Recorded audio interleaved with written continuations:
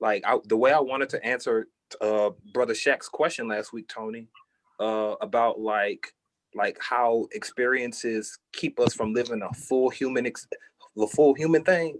Like I think about, all the stuff that half the time it was my fault, but I allowed my concern of what others already think about, what they would say about me. And at the time, I was the whiz kid. I was the 18-year-old junior at Yale University. But then it's like, okay, he's got a little orientation thing. He's bisexual. And it's like, okay, but that one thing I was concerned would make people throw me away, because I've seen it happen and I didn't want that. I was the star of the family at the time. And so my energy went into trying to undo all of that, to no avail, of course. But you don't realize that back then. Like I was just trying to preserve, to make mom proud, to make grandmother proud. And you can't make mama proud. You can't bring mama home some grandbabies if you like one thing over the other. And it is what it is. Hey, TJ. What's up? So question on that. And this is like the Western / Northerner in me, like just coming from the outside looking in. So does living where you live, does that have an influence on how you carried yourself or how you went about, putting yourself out there in your orientation? Absolutely. My family, my family has a couple of 100 acres of land in Northeast Louisiana. They could walk to church on the gravel road. Like. And he lives uptown. This is uptown. Yeah, Apple and E. Yeah, and so like I'm like grandmother was the Sunday school superintendent, sang in the choir, led songs, all that stuff. Mom is Reverend Doctor, medical, and Jesus. Yeah, so like I didn't have that luxury. So when I got up there, one of my roommate was one of those vegan New York City gays, and it was a whole new thing for me. And when I met him, I was just like, oh goodness, I could never be him. But wouldn't it be nice if I didn't have to worry about what people thought about me? And so I submitted to that. I did a whole 180 on it. Like I joined a fraternity that was faith based. I got on the board at the church. I was part of the gospel choir on campus. Like I did a whole 180 on it, because I saw what they thought. And then back then, that was back when Eddie Long, he marched to the King Center back then and did all that woo-de-woo and come to find out. But anyway, like that was like my idols back then were preachers. And so like it wasn't just just being in the Bible Belt. It was the entire upbringing. I didn't want to let my family down, and that's what I thought I was doing. And so I put all that pressure on myself to conform just to make them happy, and I ended up messing over myself in the worst way possible. Like it took me a decade to get out of that, and there's still some residual stuff that I'm working through because of prioritizing others and their opinions and being concerned about what more my place was with them and all that. So and it had a lot to do with my confidence too, because even when I was trying to date or just like feel it out, I didn't see myself as like capable of pulling what I wanted. I was a chunky kid, 4 eyes. When I was going through that, I was a little depressed. I wasn't going to school. I wasn't going to class, and so I I wasn't socially in the place where I needed to be. You know, I didn't have it. So anything that you see now, I built it from the ground up. Like I had to tear it all down and start over. You know, the gym, you know, social media, family, self-confidence, everything. I had to redo all that from scratch. Um, and so, and so it, Bro, I laugh listening to y'all talk about your wives and your children and stuff because it's like, dang, I have no real stories because you know all of my stories are you know me getting me finding somebody, only getting able to be close enough to them uh to get to a certain point, but then once it's time to take it to the next level, that meet the family level, I never allowed myself to cross that line. I've never brought nobody home, and that's what's kept me from you know making any type of like advancements romantically or anything, because it's like dang, well, I never had the time to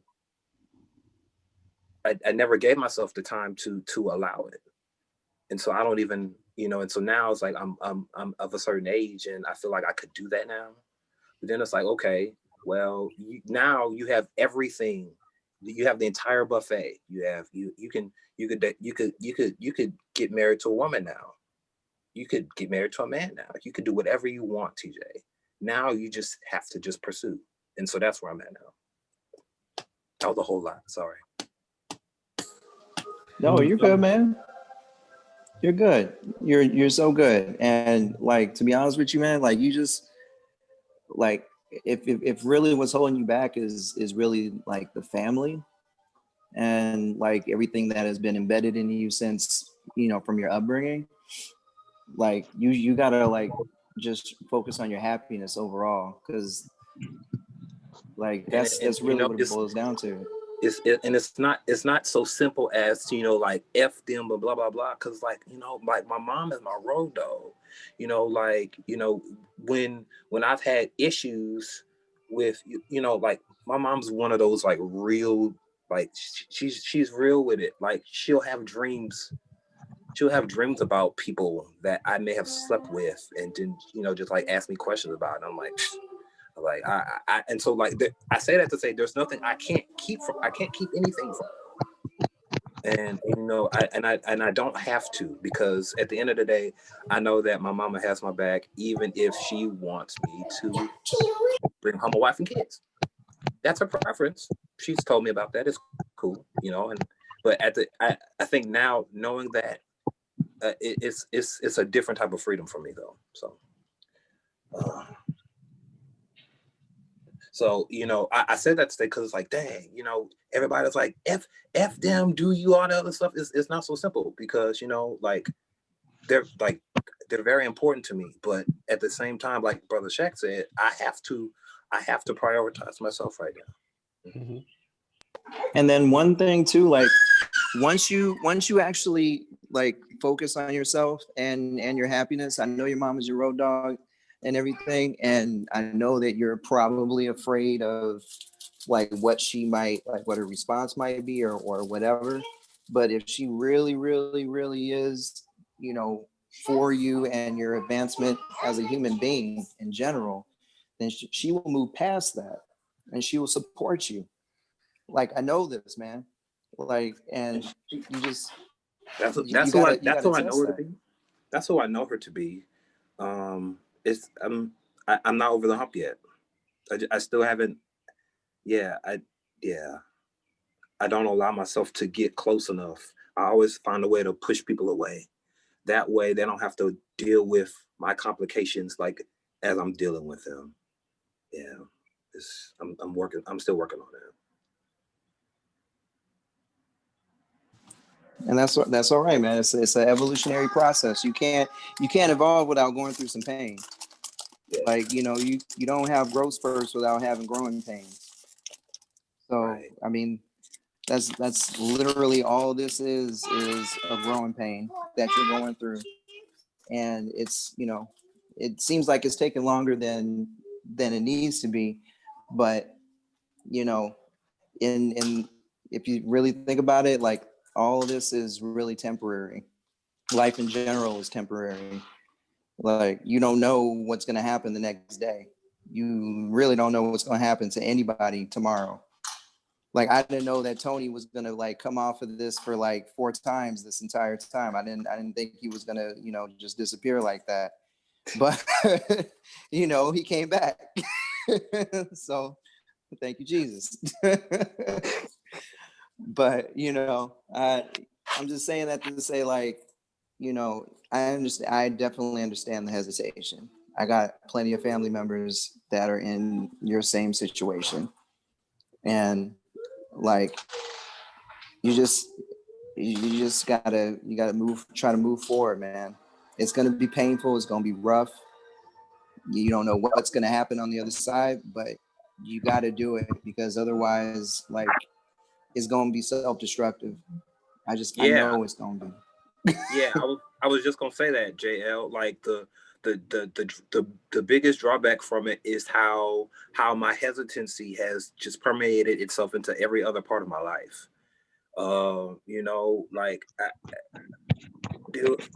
people will come talk to me sometimes. They're like, "Boy, you was how old and you was where, boy." Man, did it? If I had it, I was like, yeah, I know, and I kicked myself, but I just like I at this point I'm kind of the type of person that only has like extreme confidence in like what I know myself to be, like deep down, if it's safe, if I am in enough control of the elements.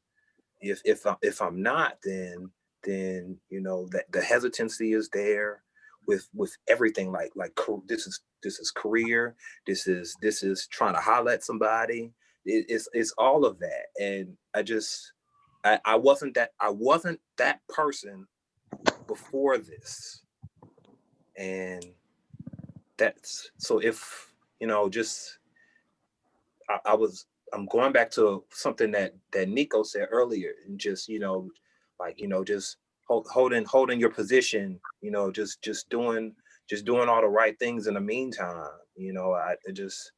I feel like I've had like a couple of big breaks past me because of my hesitancy, and it's like and so sometimes I'm looking at people have their moments, and I'm a great cheerleader and all that.